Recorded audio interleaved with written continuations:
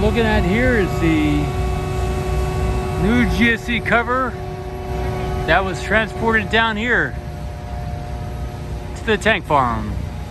To the tank farm. So they'll probably be moving this off the SPMTs later today. See how the wind goes going forward into the day. They're gonna have to undo each one of these bolts all around the base there, and then they'll be able to lift it off the SPMTs. It is still, they've connected a few of the areas, but you can see there it's still unconnected there. So they're going around it right now with a lift, and once they have it connected, I suspect that they will do this after lunch, lift it off the SPMT. If they move quickly this morning, they could lift it off, depending on the wind, off of here this morning. But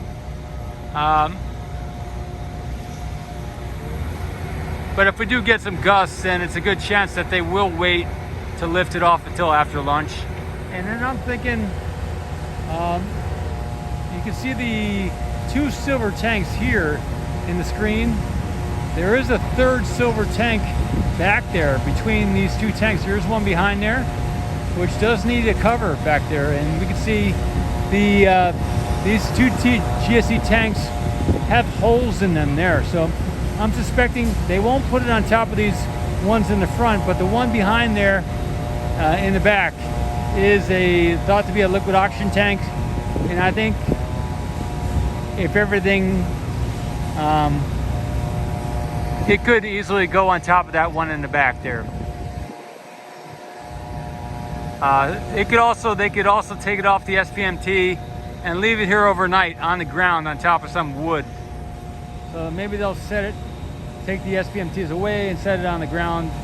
A Marine pointer in the past has told me that as long as they have it setting on wood, then it's considered on the ground. So they could shim it up and leave it as they have done before.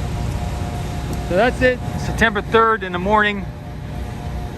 And that's what's going on. They just moved it down from the build site. Mamakos with the Ocean Cam. You can see the tower there in the background.